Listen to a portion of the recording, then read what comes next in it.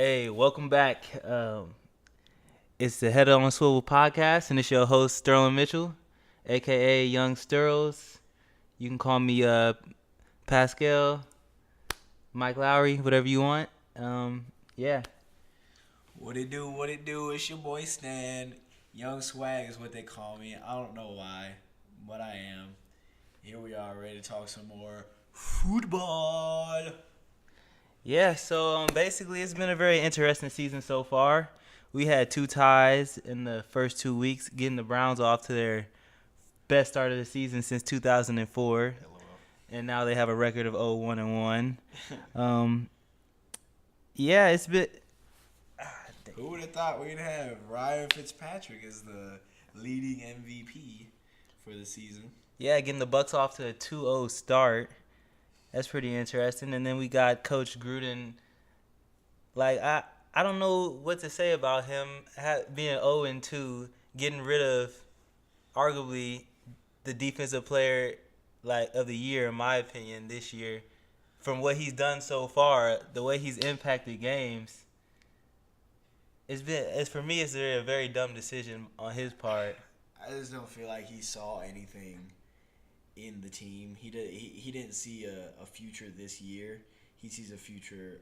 He sees his team doing better farther in the future, and so I'm guessing they're clearing up space to get players for the future. I don't know. It feels like what was it last year, 2 years ago that they were they in the playoffs last year? I can't remember. I think they narrowly missed it last year. I can't 2 years ago was the year that uh, Derek Carr was really balling out, Right, and and they Michael damn near Crabtree, and yeah, and they damn near went to the Super Bowl. So I'm like yeah, confused why he didn't see a future with this team, with Derek Carr, Marshawn Lynch coming back, and Amari Cooper. Amari Cooper, who's finally playing, thank God, and Khalil Mack. So I didn't understand the logic there, other than making room for his large contract, his $100 million contract, right? Yeah. So I mean I don't know. I don't know what the logic was there. Then we have the second year QB Pat Mahomes dropping 10 touchdowns in the first 2 weeks, 6 against the Steelers last week. What do you gotta say about him?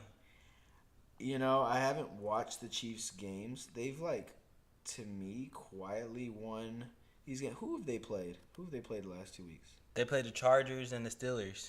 Played the Chargers and Steelers. Okay, well the Steelers are completely falling apart. Um, so I don't really give them too much on that. But I mean, I guess he's doing good. I haven't really watched him play, but if he's dropping 10 touchdowns, I mean, then he's having a damn near MVP year as well, right alongside with Fitzpatrick. And the question is how long will it last? Is my question. And I think a good test of that it will be tested pretty well this week against San Fran when him and Jimmy Garoppolo go head to head.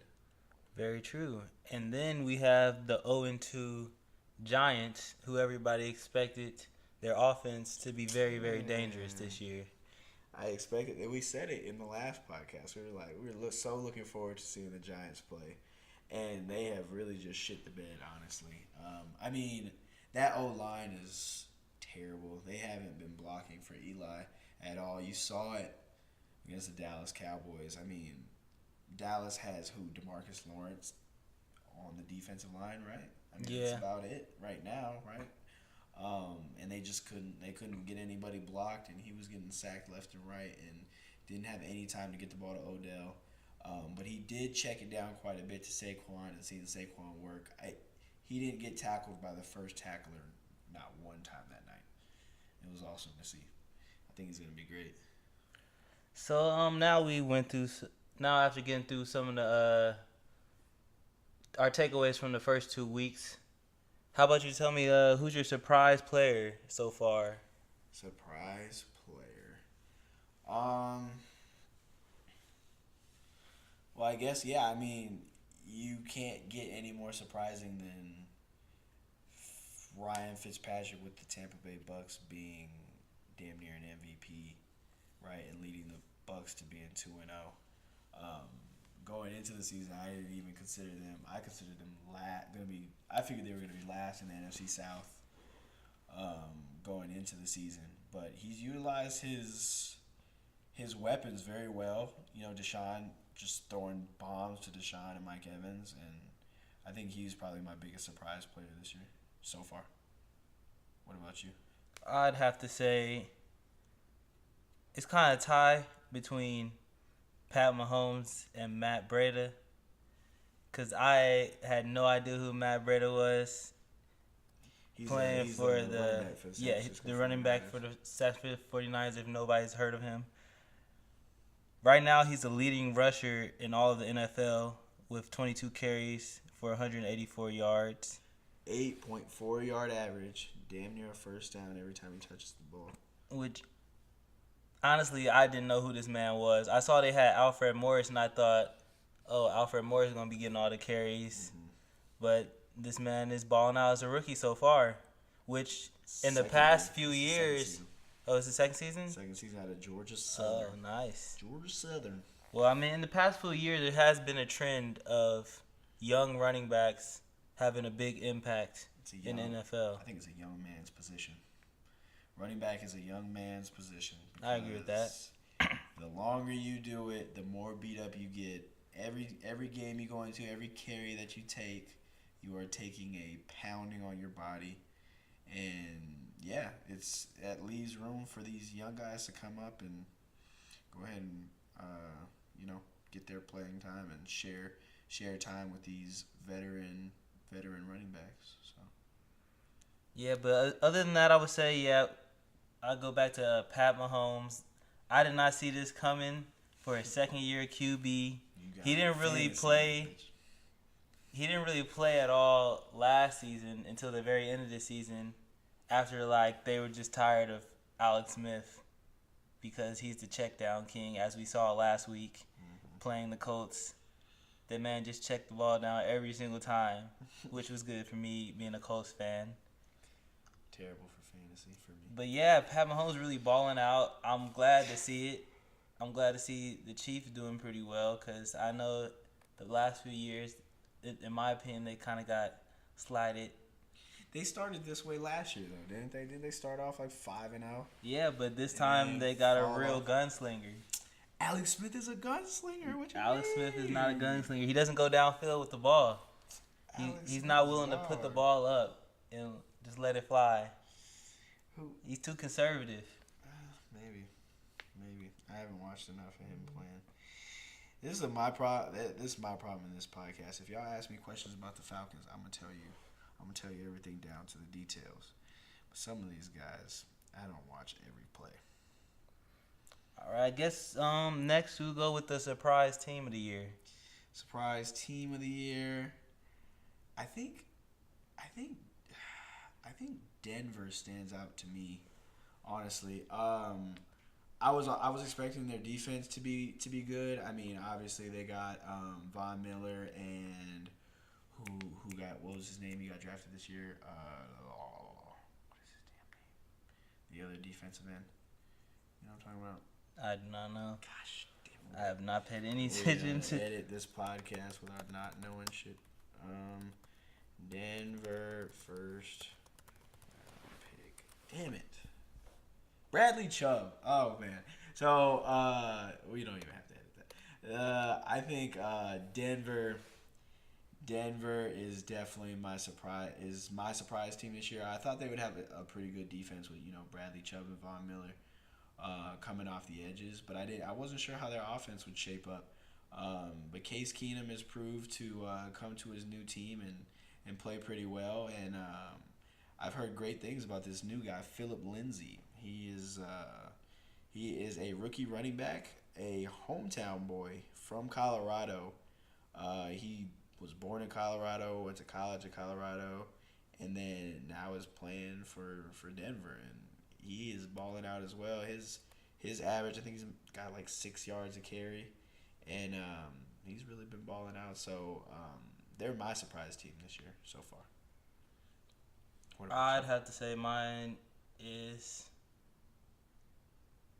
This is gonna be kind of a wild card. The Chicago Bears.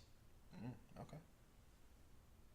Thinking about it, they are kind of a dangerous team, especially with the addition of Khalil Mack, because their defense was already kind of solid, and then adding the pass rusher of the likes of Khalil Mack really kind of puts their defense over the top. It's just the only thing about them is how is their offense going to perform on a weekly basis? Because they have weapons in Jordan Howard, Tariq Cohen, Brandon Marshall. Whenever who's hurt? Lord, we gotta get our shit together. While you're looking that up, I like when Mitch Trubisky is on his feet. Like, I like when he gets out of the pocket and he starts moving. That boy can move. He is actually pretty fast. Like he's sneaky fast, and he like can actually like make moves on people and actually like get first downs and not look completely unathletic. So I think he might not be the best throwing the ball, but I think he'll definitely be a weapon on that, like a weapon and not a detriment to that offense. Oh yeah. So back to what I was saying, they got on offense they got Jordan Howard, Tariq Cohen, Taylor Gabriel From the Falcons. Trey Burton, Allen Robinson. They got, and then when Kevin White comes back, I think this team is really going to be dangerous. Oh, I didn't know they had Kevin White. Yes, because he's been hurt. Hasn't he been hurt like his whole career? Yes, but he's supposed to be. I think he could be a really good receiver. He reminds me of Kelvin Benjamin. He has the size, the speed. I don't know too much about his route running ability yet, especially because we haven't seen him yet. Mm-hmm. But yeah, I think if Mitch Trubisky can really mature and learn how to make the right throws, because sometimes he takes a lot of chances and just gets a little careless. But if he can learn how to put it all together, this team could be really dangerous with that defense. And when it comes down to it, defense wins championships. Man, they got Roquan. They got Roquan Smith too from Georgia. Yep. Georgia. The corners are nice. Who are their corners? They have that brother. What's it? They got Prince Amukamara and Kyle Fuller. Oh, okay. Kyle Fuller is nice. Except he has no hands. Yeah, he cannot catch. But dropping every interception. Yeah, he could have looking at. led the NFL in interceptions if he just caught the ball. Sheesh. It's crazy how you make it to that level and can't catch. Yeah. What we got next? You can hear the shuffling of the paper. I know Johnny gonna cut this out. Okay. We got Le'Veon takeaway. Oh, predictions. Oh yeah, you want to predict the games? How long have we been talking? That's what I'm saying. I don't think we've been talking for that long. Yeah, we got 13 minutes. Oh wow, short. Let's check some news out. We used to do this on the NBA podcast all the time. Okay. We cool. be like, oh, we gotta look shit up. Right. Rodgers concerned the injury could grow worse. That's something we could talk about. I mean, I'm mad he said that shit. What? Bill O'Brien. No, the one before.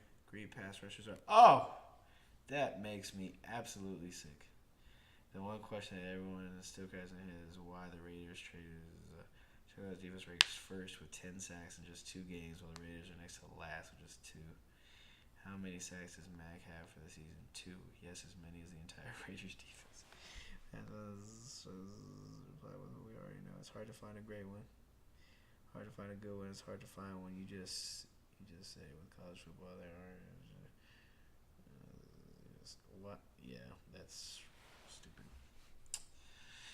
Let's see. Julio Jones skips Falcons practice with calf injury. Oh yeah, what about Josh Gordon? Oh yeah, we can talk about that. We gotta talk about that. I don't know how you want to introduce that. So, how do you feel about this Josh Gordon trade? I mean, it's gonna be great. I think it's gonna be. I personally think it's gonna be great for Josh Gordon. If so, if he can buy in, if he can buy into the program, because I feel like there's a lot to buy into when you're going into the Patriots organization. I feel like they hold their players to the highest of standards, which is why they always win. And I feel like that they keep their players on like strict close watch, like um, make sure that their players are doing basically what they ask them to do. And I don't think Josh Gordon is going to be used to that coming from the Browns, of all places, and obviously with the history that he's had with his personal problems. But I think it could be great if he could buy in. If he can buy in, I think it'll be great. And obviously, Tom Brady to throw into one of the best athletes in the NFL is a good combination. I think if it works out, it's either boom or bust. I mean, it's either going to be really great or he's gonna just be on looking for another team. So Yeah, I have to agree with that takeaway. I think this can be a very good move for Josh Gordon. I would like to see him do well, not just because I have him on two of my fantasy teams, but I think he's a real exceptional talent that we didn't really ever get to see his true potential, because he had that one season where he still got suspended because because he couldn't stay away from the weed,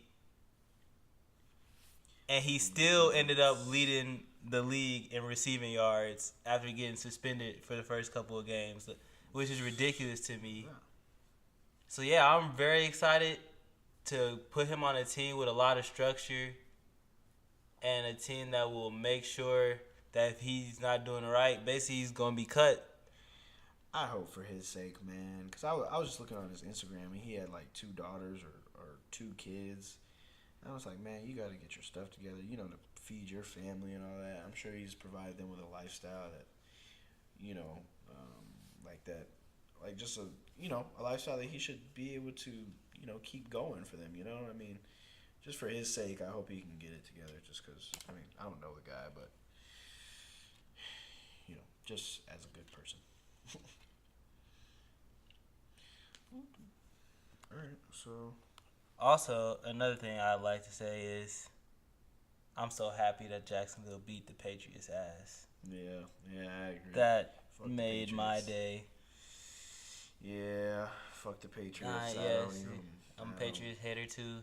I don't even like talking about them, and I know people are gonna be like 28-3, 28-3. It's not funny anymore. It's old. I don't see none of y'all's teams in the Super Bowl. So, anyway, did you end up watching that game? I did not. I just caught the score. Yeah, I wish I would have seen how they did it. I think they were beat. Cole was going off. Yeah, I know. I got him on That one hand catch. Yeah, that was ridiculous. Sick, nasty, dirty. It didn't even look natural. Like, it looked like his hand was wide open and it just fucking stuck to it. I was like, what? It sometimes be like that though. Right? It's like, Jesus. But what else can we talk about? How do you feel about Jordan Matthews joining the Eagles? Jordan Matthews? They picked him back up. They picked him back up? Because he got cut from the Bills. That's 24, right? The running back? No. Wait, the receiver. I don't even know who that is. I need to look that up. Jordan Matthews. Is he good? He's decent. He's decent. I literally have no idea. Says there's nothing to do in Buffalo except to have sex. What the fuck? What the fuck? This gotta be fake, right? No, he used to be on the Eagles, and he was one of their draft picks in 2014. He balled out for him for like 2 years, and then he got traded to the Bills, and then I think he was on the practice squad for the Patriots, and they just cut him like right away. And now he's been picked up by the Eagles because the Eagles got no receivers at the moment. Yeah, I don't feel any way about this. I don't know who he is. You didn't see him balling out 2 years ago? No, he's trash. He was one of the best But receivers in the league. it says Jordan Matthews says there's nothing to do in Buffalo except to have sex, which is pretty funny. Oh shit. Yeah, I don't see anything else. Yeah, no, I don't feel any type of way because I don't know who he is. I want to see if he'll ball out against these Colts though. Sterling is torn because his Eagles are also playing his Colts since he's a fan of two teams with a sorry You know, things happen. How do you feel about the Bucks beating your Eagles? It was very surprising, to be honest. Very. The Bucks been having a surprising year. I didn't know they was just this loaded. It made y'all's defense look bad. They having Mike Evans, Deshaun Jackson, O.J. Howard. You got all the weapons that you need for real. The thing is, like, everybody knew they had these weapons. Why did they not think their offense would be any good? I guess Jameis was the problem. Maybe. Gotta eat them. Do you think? Eat them dubs. Do you think when Jameis comes back, he should play at all? No. There's no, other than money. There's no there's no reason. I don't think. I mean, I don't like. Football is, I mean, when you get to this level, football is what can you do for me right now type of league, right? Like, you're getting paid to do this, so, like, if you produce results, then you should be on the field, right? I don't see, other than, like, the fact that they're going to be paying Jameis tons of money to sit on the bench, I mean, I don't see why they would not start Fitz. I agree. I think you go with the high hand. Yeah. But if Fitz starts to falter, like, because we've seen this before, like, a few years ago, it might have just been 2 years ago with the Jets. Fitzpatrick had the Jets rolling when they had Brandon Marshall. And I think they had another receiver that was pretty good. And he had the Jets off to a hot start, and they should have made the playoffs, but he dropped the ball at the end of the year. So I say if that happens, if you see some of that happening, I think you got to go with Jameis. Especially he's a young guy. He's still only 23 years old. So he still has so much time to mature, and you need to give him those reps if you really expect him to be your quarterback of the future. You say Fitz is 23? No. Jameis Winston. Oh, Jameis Winston. Oh, okay. Yeah, Fitz is 35. Yeah, I was going to say. I was like, what? Yeah. Fitz is a proven veteran. I definitely think right now, though, you got to go with Fitz. You got to ride him out. And, I mean, if he can continue this, which hats off to is him. ridiculous, like, the man's thrown for over 800 yards in 2 games already. Yeah, right. If he can continue on this pace, the Bucks might make some noise. And I really don't see it happening. I think, the true teams are going to show come mid-year. We're going to really see who are the best teams, and they're going to actually start to separate themselves. And the teams that just got off the hot starts are going to start losing games. What do you think that means? Like, how does a team get off to a hot streak and then cool down? You know what I'm saying? Like, what is it that separates those teams? You know what I mean? Like, what is it that cools them down? You know what I mean? Like, people see what you're doing. Like, okay, that's the thing about the NFL element of surprise that I think we've been able to see, especially with first-year players that can come into the league and just dominate because nobody really seen them, and then their coach figures out, I can use them this way. But then once the team start getting film on you and start figuring stuff out, they started shutting that shit down.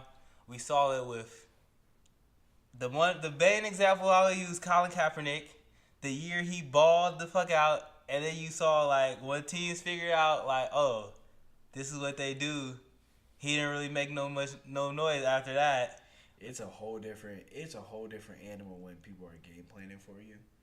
it's a whole different animal, dude. I mean, of course in the NFL, but like when people start game planning on you, man, like it's hard. Like you have to be at another level of your own preparation and your own confidence in yourself and basically your own athletic ability to be able to overcome a defense game planning for you. You know what I'm saying? Like I feel like that's when you can overcome that. That's how you know you're at a very high top tier level. You know what I mean? Yeah, I could also say, yeah, that's another thing I could say with the example of Tyreek Cohen. Like, he was balling out last season, was going crazy, but then towards the end of the season, I think teams started figuring out, oh, this is how they use him. He started cooling off, and like this season, he really hasn't popped off like he did last season. Right. And like that, and like that's the thing. Like with like, I'm gonna keep saying it, and like Saquon, like he's like just on a whole different athletic level than a lot of players. Like you can game, like obviously you're gonna game plan for him and Odell, but like no matter what, like he gets the ball and he'll shake a tackler and like at least get 5 yards or at least always pick up positive yards. It's like those type of athletes, like Odell, your best corner is going to shadow him and there's going to be a safety over the top, but he still makes those, he'll still take a slant for 80 yards. You know what I mean? Like when you're at that athletic level is when you know what I mean, your top tiers, when you overcome the game plan. There's definitely some players in the league that you just can't stop at times. Like Odell, Saquon eventually. Like right now, he's still a little young and still trying to figure things out. Antonio Brown, Mike Evans. Like Mike Evans, you just throw the ball up to, and half the time he's going to come down with it. Right. Because he's just too big and can out-jump people. Remember that story Doof told us, how he was saying like his like cousin that played on the Redskins was saying like how like nobody could guard Deshaun Jackson. Do you remember that? I think I remember him telling me a story like that. It's like literally like when you get to that, like when you're top tier like that, like nobody can guard you. Like I believe it. Yeah, it's like I don't know, it's crazy. Yeah, so I guess we gotta go into these week 3 matchups. Oh yeah. First off, we got the Thursday night game, the Jets versus the Browns. Jets versus the Browns. I'm gonna go ahead and give it to my Browns, man. Y'all gonna get that beer over there in Cleveland, man. I know y'all been waiting for it. I'm gonna give it to Cleveland. I think they're gonna pull one out eventually. I mean, they've gotten close these past 2 weeks. They gotta pull one out. Yeah, I'm definitely thinking the Browns are gonna be 1-1-1 after Thursday night is over with. I really want to see them win a game. It's been so long. I think Tyrod Taylor should still start. I don't think it's time for Baker to come in just yet. I don't think Tyrod has really did anything to show that he should lose the position, because I know a lot of people are calling for them to start Baker right now. But I don't want to see Baker ruined, because I think Baker's definitely going to be like exciting to watch in the future. I think he's going to be like Drew Brees, basically. Maybe not as good, because I don't think he has all the smarts as Drew Brees as far as like the decision making. But I definitely think he's the gunslinger like Drew Brees and the risk taker. And I'll definitely be excited to see that. But yeah, I think the Browns got a great defense. They playing a rookie quarterback in Sam Darnold. And I think it's the time. Like, they need that beer in Cleveland. They do.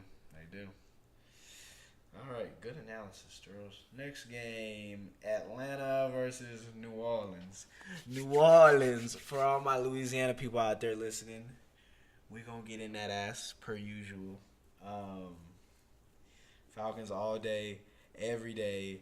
If y'all could barely beat the Browns, come on now. How you think you going to stop this offensive juggernaut that can barely score in the red zone? How you going to stop Julio? How you going to stop my man Calvin Ridley, who's now making moves? How you going to stop Tevin Coleman? Yeah, we don't have Devontae, but Tevin Coleman can step up just like anybody else. Shouts out to Indiana. And our defense, y'all can't mess with our defense, man. Deion Jones he's my favorite player. That man can move on Madden. If y'all ever play Madden, and y'all are playing with the Falcons, Deion Jones, you user him, and you can guard anybody on the field. You got the whole middle of the field covered because he's such a fast linebacker. He can move side to side better than any linebacker in the NFL. But yeah, our defense, man, we're gonna shut y'all down, and the offense is unstoppable until we get into the red zone. So we'll just score 80-yard touchdowns. Anyway, what do you think, Sterlz? Yeah, I'll give it to the Falcons. Being at home, I think that'll give them the edge. 'Cause overall, I think these teams are pretty evenly matched as far as offense and defense. They both got like kind of young defenses that are like have very like some pretty good talent on the team. Mm-hmm. And then offensively, they both got explosive receivers and running backs. So I think it's kind of evenly matched, but I think that home field advantage in Atlanta is just going to tip the tide towards the Falcons. And they are the 3-point favorites. So I'm going to have to go with Vegas on this one. And we're going to give it up to the Falcons. It's always a close game. NFC South, it'll always be a good game. I enjoy watching Saints-Falcons games, always. So next, the matchup we're going to give you is the battle of the 0-2 teams that I think are way underperforming. Yes. And that's the Giants and the Texans. Giants, Texans. Man, if the O-line for New York could get it together, this New York Giants team would be so explosive. But I'm really gonna have to give it to Houston because I mean, Houston's offense is not something to joke about. Houston's offense has a lot of potential to be great, and the Houston's defensive line is just going to absolutely eat Eli, and yeah, there's just not going to be anything there for Eli to do. So yeah, I'm calling Houston. Yeah, I definitely agree with that. In the NFL, on offense, it all starts with the offensive line. If the offensive line is trash, you can't really do anything, even if you have all these weapons like the Giants do. And with the defensive line of Houston having J.J. Watt and Jadeveon Clowney, it's kind of just eating cake. Like, they're going to be in that backfield all day. Eli Manning got terrorized by the Cowboys, and this is a better defensive line than that. So I feel like Eli Manning's going to have a long day. And it's not like the Houston Texans have, like, the scrubs on in the secondary. I mean, they got Tyrann Mathieu leading the charge. So I definitely think Houston's going to be able to pull out this win, especially being at home. And their offense is nothing to play with, even though their offensive line is a little shaky too. But it's significantly better than the Giants. I mean, every team in the NFL damn near the offensive line is significantly better than the Giants. And no real threat on deal. And yeah, the Giants don't have that great of a pass rush. And with this escapability of Deshaun Watson, it's a lot better if your offensive line isn't that good than if you have Eli Manning in the backfield who can't really escape. So yeah, I'm going to give it up to Houston. All right, and we'll keep it moving. Who's next? Okay, and then next we got San Fran versus KC.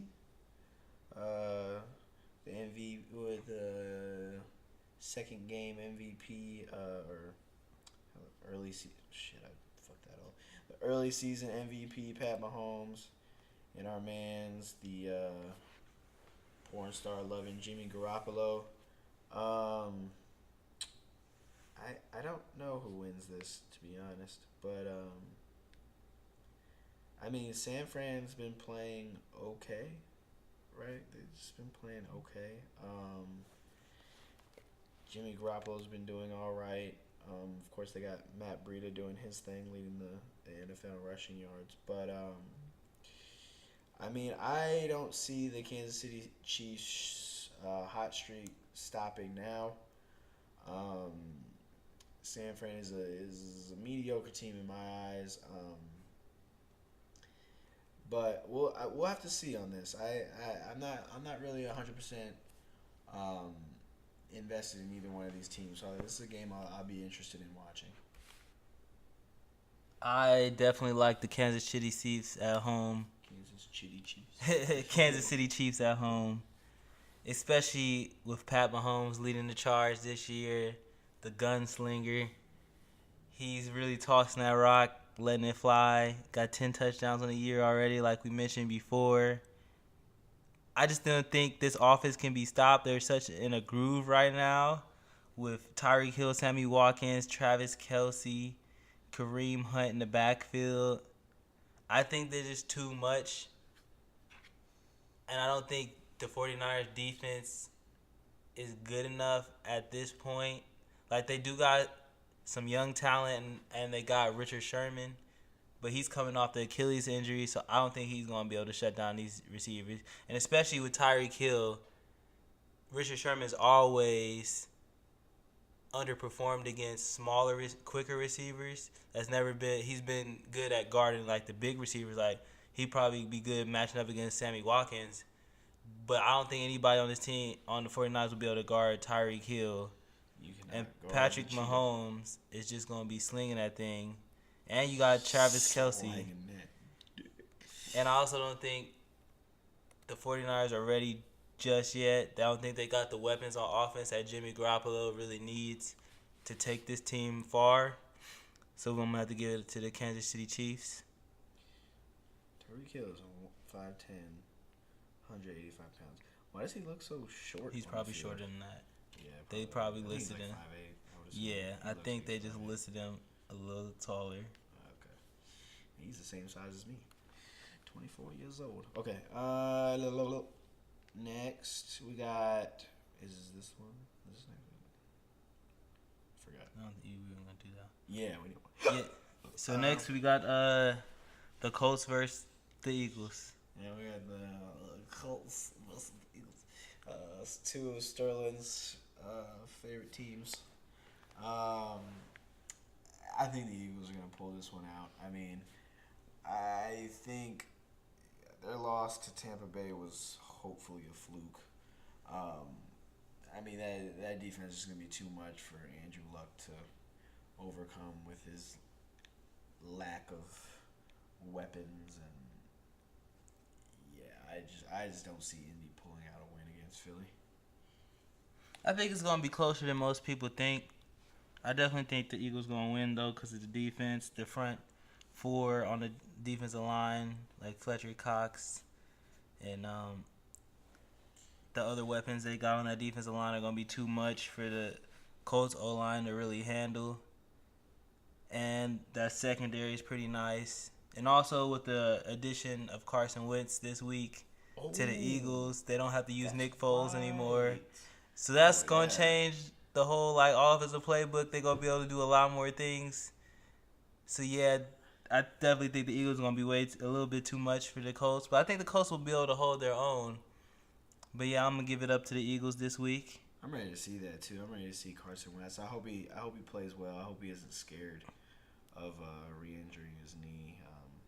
I hate to see young players get catastrophic injuries like that.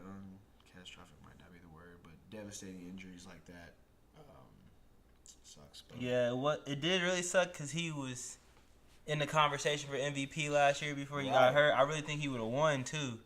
Yeah. So, yeah, I'm really excited to see him come back and see how he's playing. Yeah, I hope it doesn't change his game because he was really mobile, right? Yes. Back then, so I hope we'll see. It should be interesting. The next and last game is the LA Rams versus the LA Chargers. I think this is going to be a battle of the running backs. I mean, I think Melvin Gordon and it's going to be interesting to see Melvin Gordon and Melvin Gordon isn't doing that good. It's gonna shit. Yeah. Is it? He hasn't done anything. I thought he was doing all right. Oh shit! All right, I take that back, y'all. His stats are showing that it will not be a battle of the running backs. Indeed, he does. I guess he has a touchdown. Right now, he has a 3.8 yard average. This guy named Austin Eckler. What the freak is that? I've heard his name. Oh, this is the dude from. No, I don't know who he is. Sheesh. Anyway, yeah, this is not going to be a battle of the running backs. This is. Take it over, Sterlz. Yeah, I think it's gonna be a battle of the defenses. Both of these teams have pretty good defenses, especially the Rams. They've been killing it this year. We saw in that first game, like the Raiders came out to a hot start and then they just got shut down and couldn't do anything. And I'm gonna give this game to the Rams. It's a battle of the LA teams. And I think the Rams are clearly the better team. They're one of my Super Bowl favorites for this year, coming out of the NFC. I think their defense is so good. And then their coaching and then having Todd Gurley and then the other weapons they have on offense, such as Brandon Cooks and Robert Woods. I think they're going to be way too much for these Chargers. Especially on defense, I don't see the Chargers being able to move the ball that well, even though Phillip Rivers has shown to surprise us from time to time. So this could be a very interesting game, but I definitely see the I definitely see the Rams coming out on top.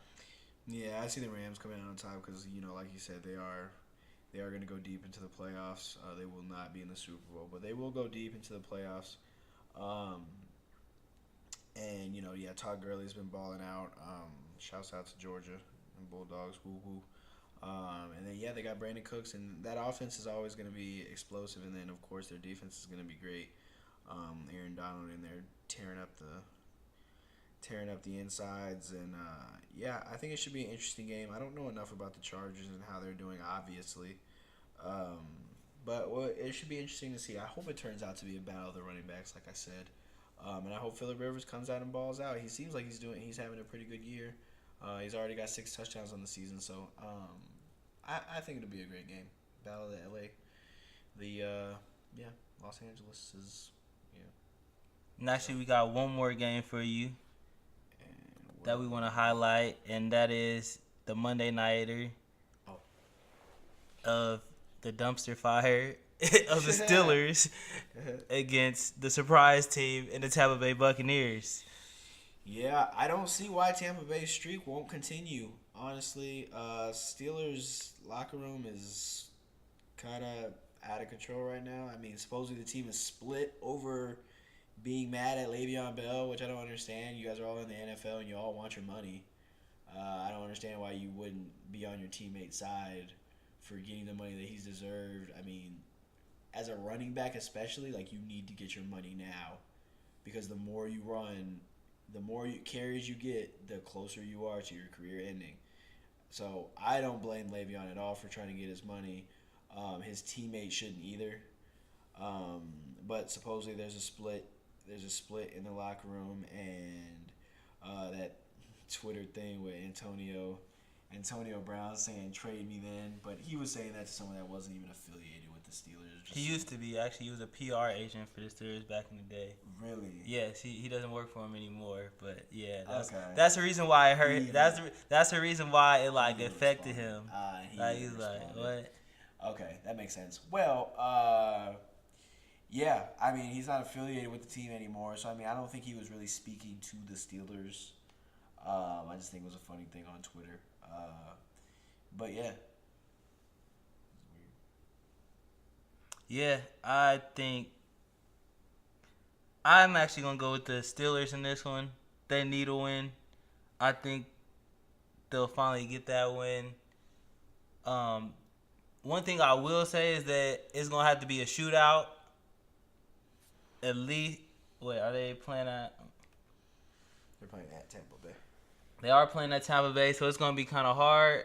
They're going to have to. They better hope Roethlisberger comes out on playing his best. We need to see a Pro Bowl version of Ben Roethlisberger and not what we saw in week 1 and 2, really. It'd definitely be very interesting, in my opinion.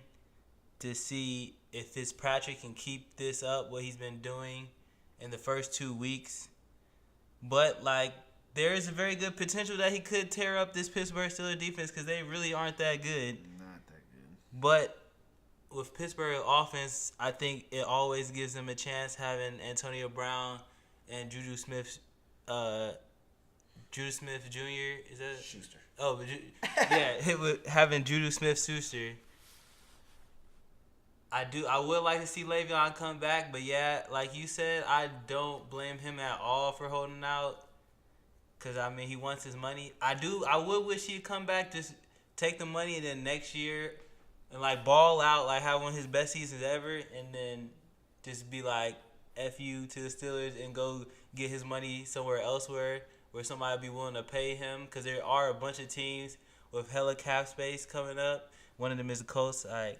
They could get him. That'd be great.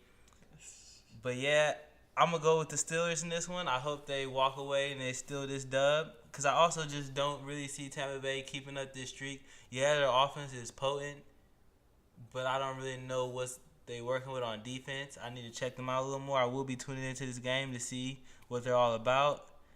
But yeah, I'm gonna go with the Steelers in this one. All right, that's all the games.